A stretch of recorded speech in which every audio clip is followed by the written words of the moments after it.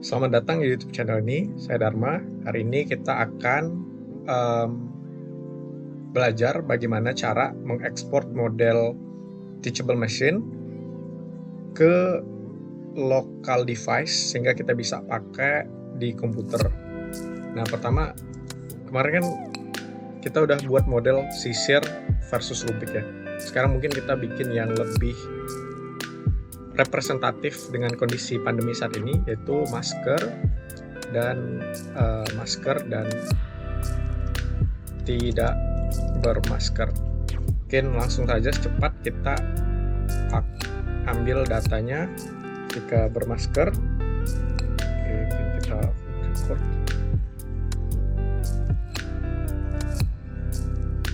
Oke, mungkin cukup.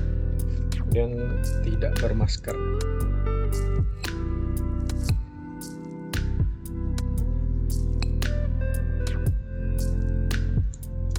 Oke, mungkin kita tambahin sedikit di sini masker tapi menggunakan tangannya.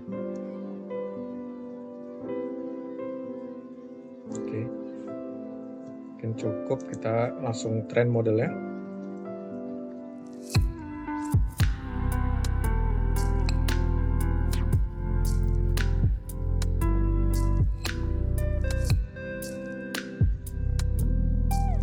Oke, ini modelnya udah jadi.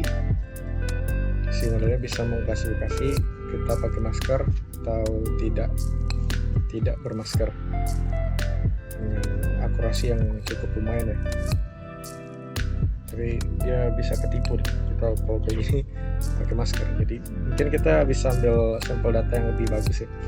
Ini mungkin ini dia masker, dia asumsikan itu masker, berarti kita ambil sampel bahwa itu tidak bermasker.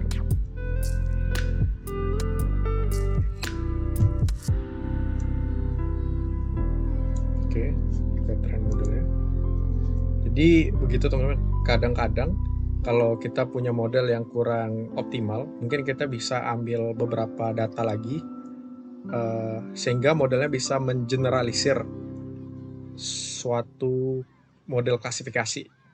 Yang saat ini kita buat model AI buat mengklasifikasikan apakah seseorang itu bermasker dan tidak bermasker. Jadi kalau dia nggak representatif, kita coba testing dan ambil data, dan lihat setelah kita ambil more data dia bisa deteksi lebih bagus ya. Dia bisa deteksi lebih bagus. Oke. Jadi tapi mungkin kita coba menggunakan masker yang hitam, ya, dia terdeteksi ya. Jadi kayak mungkin cukup lah untuk sementara itu aja. Nah, sekarang kita belajar gimana cara mengekspor modelnya. Mengekspor modelnya itu dengan cara di sini ada export model. Ini ada 3 pilihan, ada TensorFlow, ini pakai JavaScript, ini sebenarnya buat Android. Nah, sama yang ini TensorFlow yang di Python. Jadi kita pakai ini. Nah, kita download aja modelnya. Kemudian code snippetnya kita simpan ya. Kita simpan untuk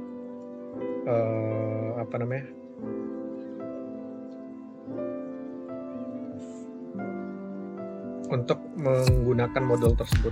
Jadi modelnya berupa keras-model.h5.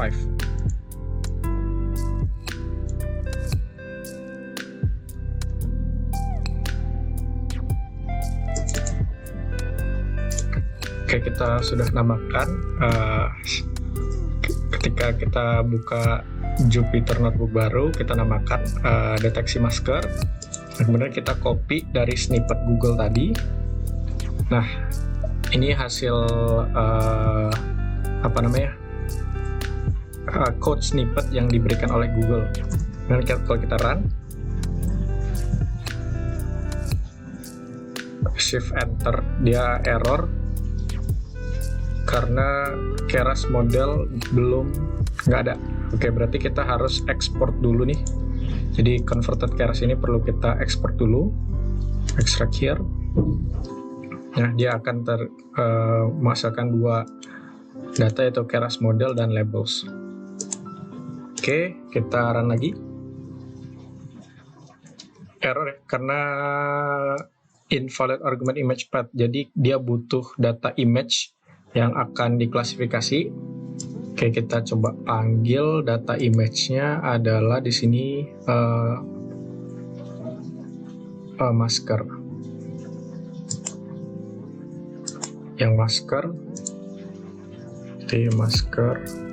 masker.jpg. Oke, setelah kita running, kita dapat result berupa dua nilai ini, teman-teman. Jadi ini merupakan nilai probabilitas di mana indeks 0 probabilitasnya 0,94 bahwa itu indeks 0. Kemudian indeks 1 itu probabilitasnya 0,05. Dan apabila kita lihat ke label tadi, indeks 0 adalah masker dan indeks 1 adalah tidak bermasker. Oke. Mungkin kita coba tweaking the code sedikit ya. Jadi kita coba belajar ini sebenarnya code-nya itu ngapain sih.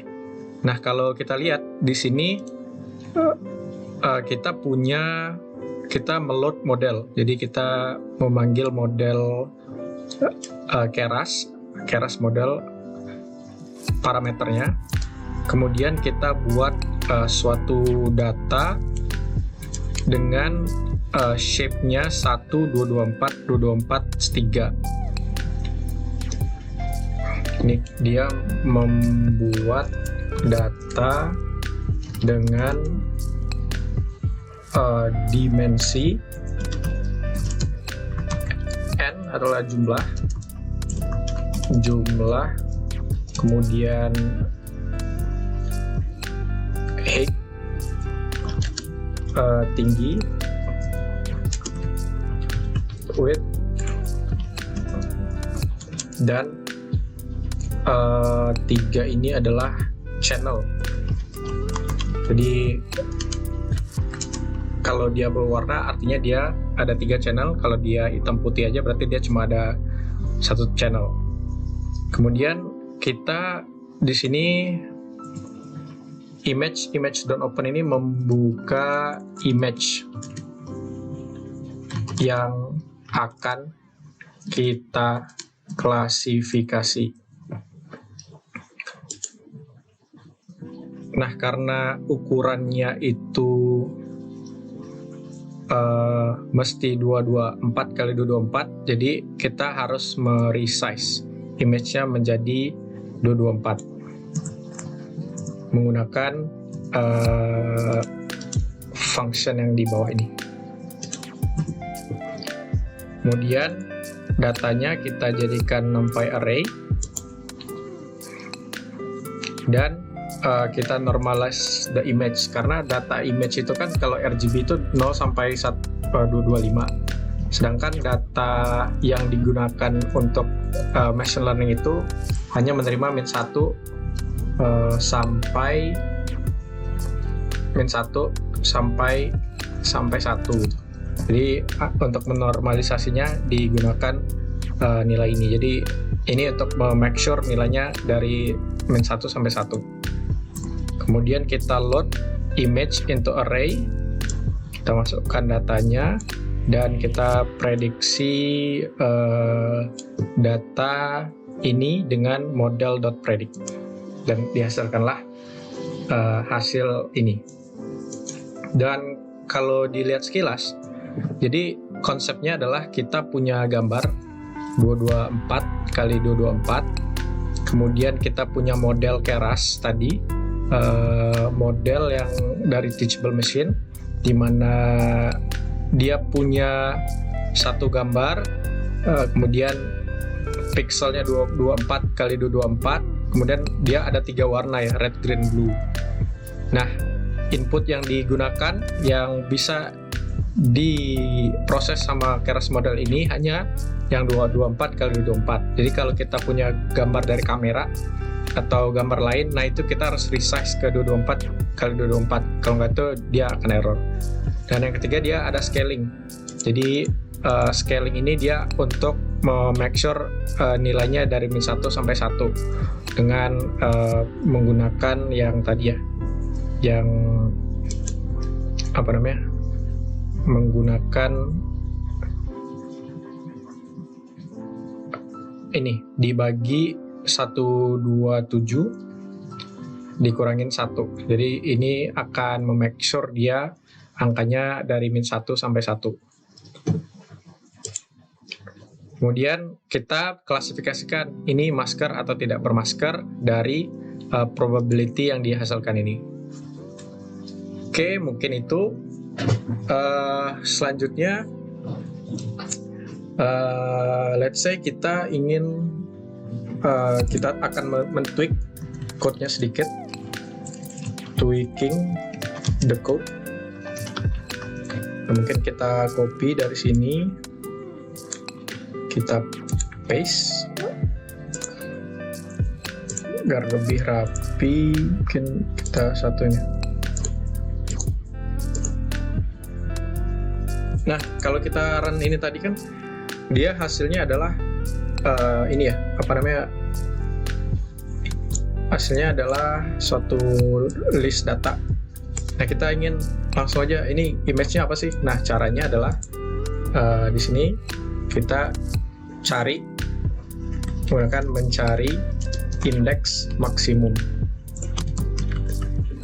Caranya hasil ini ada hasil prediction. Let's say hasil prediction-nya ini. Nah, kita menggunakan function namanya np.argmax, masukin angka data prediction-nya.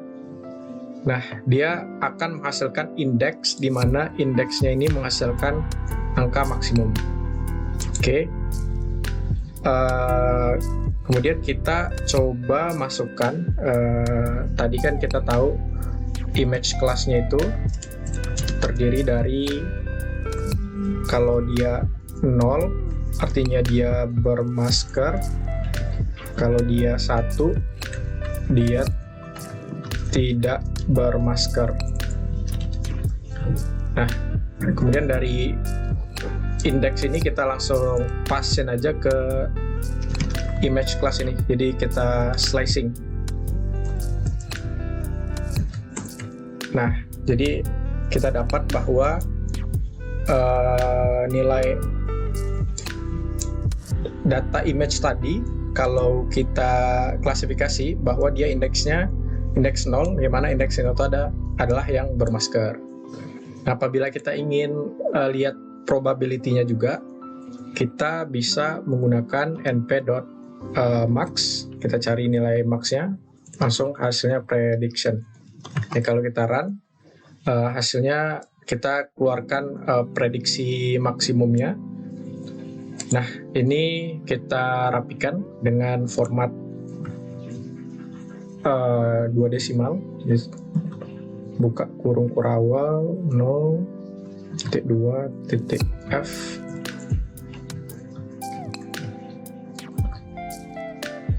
format. Oke, ini kurung kurawal.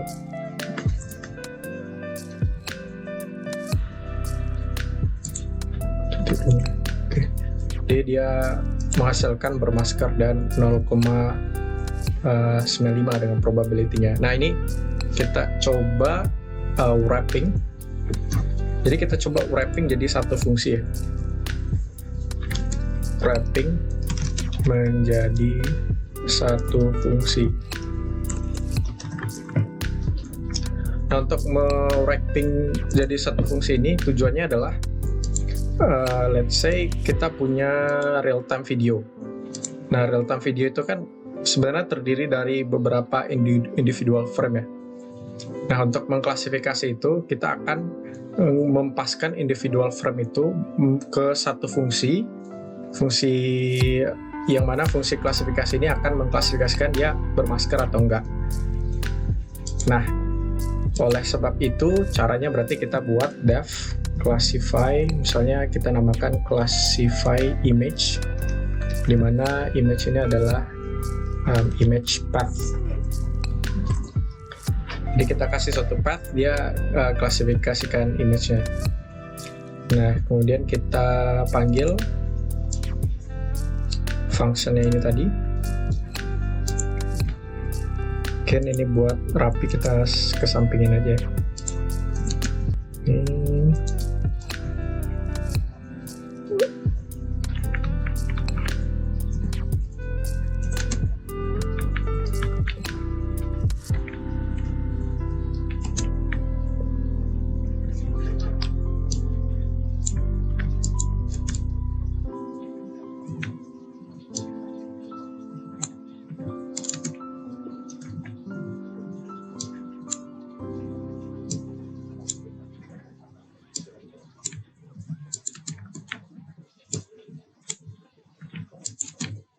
Kita copy tadi image class,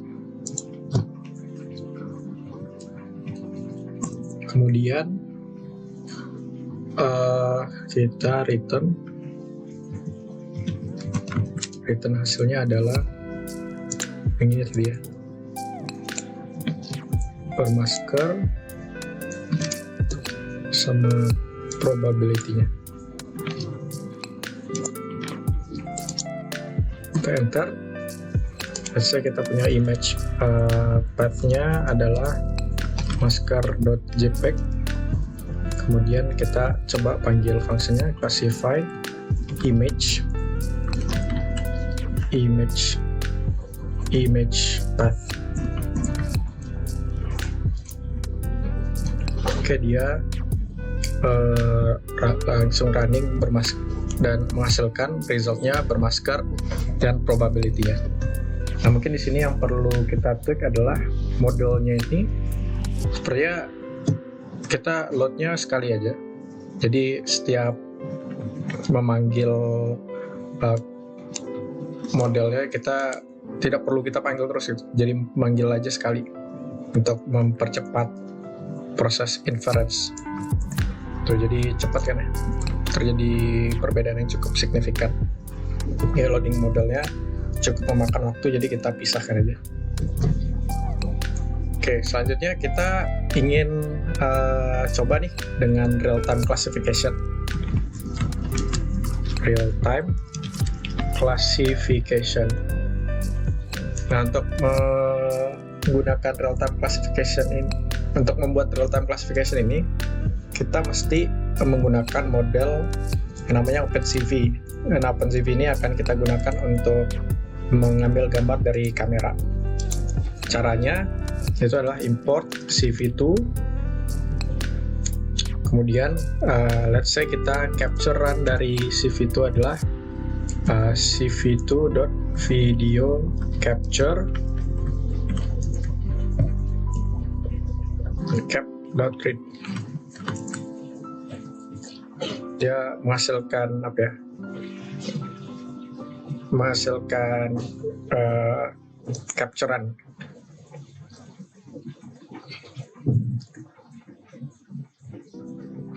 Oke, di sini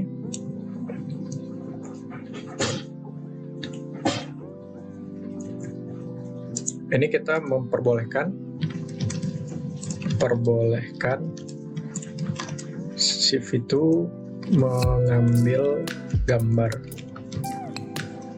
Selanjutnya kita coba lihat ukuran dari gambar yang diambil, itu get 3 cap.get 4.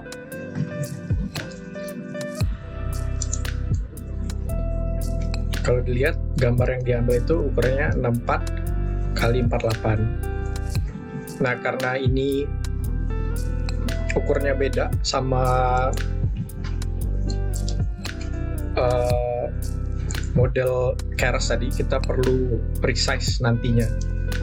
Mungkin kita coba dulu gimana cara ngambil gambar. Jadi kita copy aja, nih ada code yang udah dibuat sebelumnya. Jadi di sini kita akan mengambil gambar capturean, kemudian masukkan ke suatu variabel, yaitu return sama frame. Nah ini tuh return ini hasilnya true or false. Kemudian frame ini adalah ini ibaratnya RGB value-nya. Nah kemudian apabila ada gambar, kita munculkan dengan fungsi CV2 unshow. Kemudian kalau kita ingin close, kita menggunakan kita tekan tombol Q di keyboard. Kemudian cap-nya kita berhentikan, kita tidak perbolehkan lagi untuk ngambil gambar, dan destroy all windows. Dan kalau kita run, hasilnya akan seperti ini. Nah, ini akan berhasil mengambil gambar, dan kalau kita tekan Q, dia akan close. Oke, setelah berhasil mengambil gambar, kita harus resize ya tadi, resize dari 640 kali 480 menjadi 224 kali 224 ya, di markdown. Nah, untuk meresize ini kita jadi konsepnya gini ya, dari 640 480 kita harus resize jadi 224 kali 224. Itu untuk proses resizingnya kita menggunakan CV2 resize. Nah, kita tinggal kopas saja ini, kemudian kita paste di sini. Nah, kita let's say kita ingin resize frame-nya. Resize frame-nya di sini ya, frame to classify. Yang akan kita klasifikasikan adalah frame yang kita resize, data frame-nya, kemudian di sini dia butuh fx, dst ini apa ya?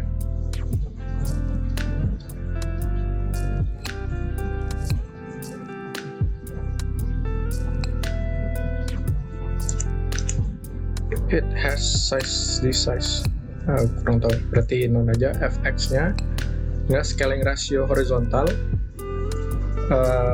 Nah, karena kita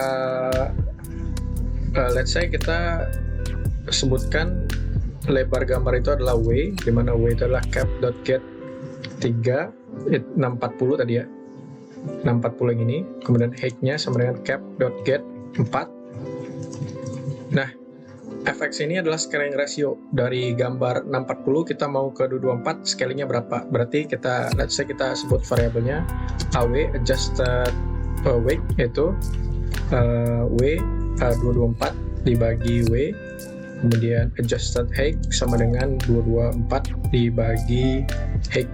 Nah, ini kita paskan ke function resize underscore w fy sama dengan underscore height. Nah, setelah itu kita coba tampilin. Kalau kita enter, ini tidak ada yang berubah ya, karena yang kita show masih frame. Cuma apabila kita ganti frame to classify, nah itu dia akan mengecil seperti ini. Jadi gambarnya jadi ke shrink. Nah, untuk kita udah berhasil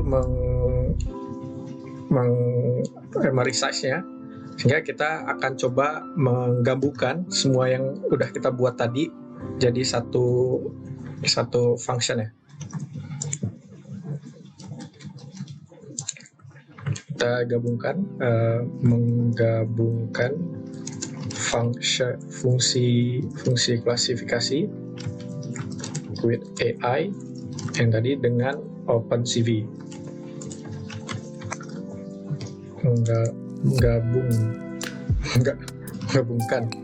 Menggabungkan. Nah, caranya adalah kita copy saja yang tadi yang udah dibuat,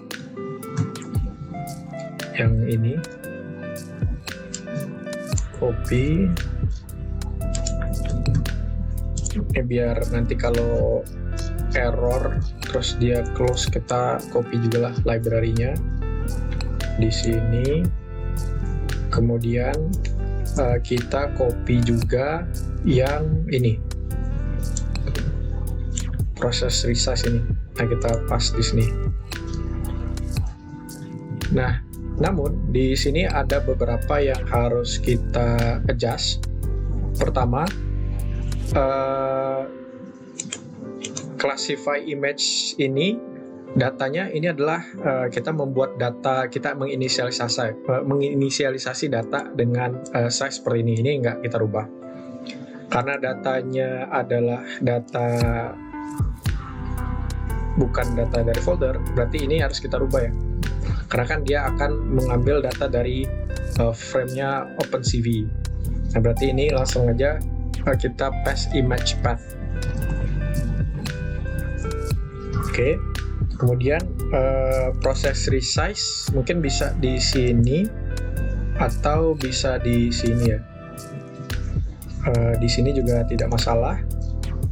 Oke. Mungkin proses resize-nya kita bisa pindahin nih dari yang dari sini.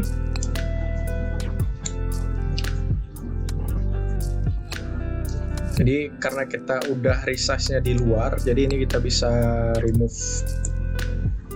Tapi kurang cantik ya kalau nggak apa deh. Ini kita remove dulu. Kita remove karena kita sudah melakukan proses resizing. Ini tetap sama, ini juga tetap sama. Kemudian datanya juga tetap sama, prediction juga tetap sama. Jadi tidak ada yang berubah kecuali yang tadi. Kemudian di sini berarti kita tinggal panggil fungsinya classify image. Nah, ini bukan frame tapi frame to child classify. Karena kalau frame aja kan size-nya tadi yang 640 ya, dipakai yang ini. Kemudian kita coba print hasil ini ya. Coba kita print. Bentar.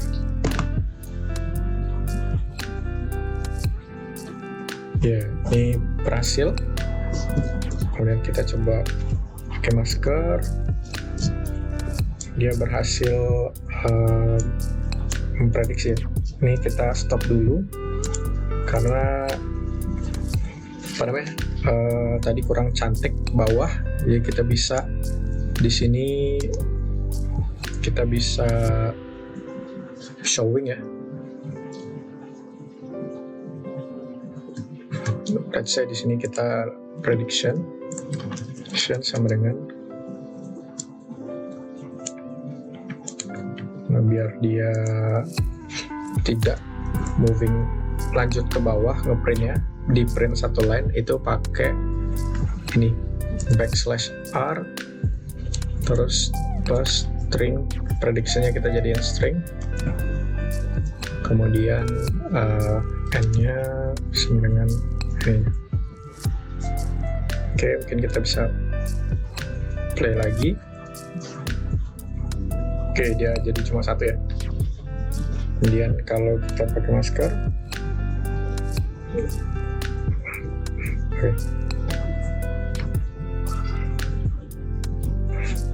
Ya berhasil, tapi ada bug, saya kurang ngerti juga nih bugnya kenapa.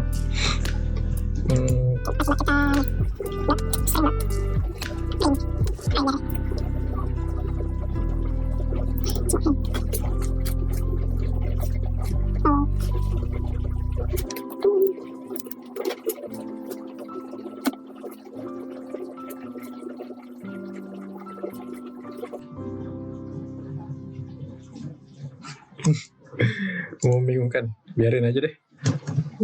Oke, berarti kita udah berhasil memprediksi. Nah, sekarang kita ingin menghasilkan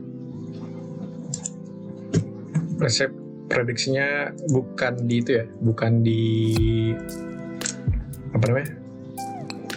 di sini, tapi langsung dari real time ya. Kita langsung aja copy menggunakan function devdraw. Ini function untuk menambahkan hasil klasifikasi ke real time image footage. Jadi kalau misalnya dia bermasker, kita tampilkan huruf dia bermasker dan juga probability-nya. Kalau dia hijau, kalau dia tidak bermasker, nanti dia tampilkan juga, tapi warnanya berbeda nih, jadi warna merah. Kalau kita lihat, ini ada image, text, kemudian scale-nya, color-nya juga, dan lain-lain. Oke, kita play.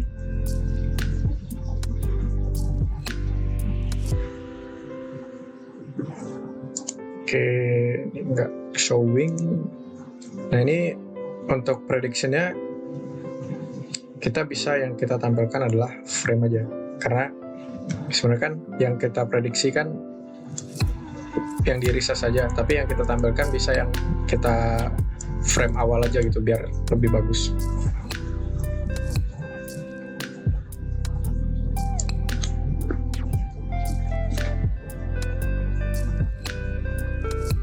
Oke, ini belum kelihatan, berarti kita tinggal di sini draw prediction.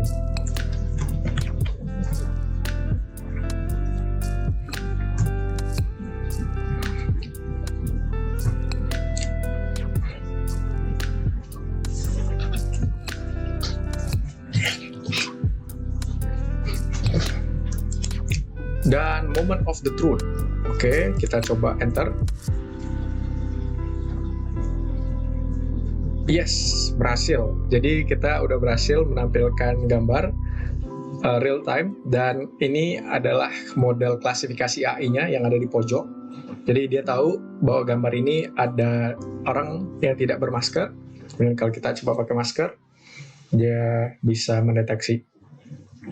Meskipun kita pindahin tangan, jadi dia bisa mendeteksi bahwa ini bermasker.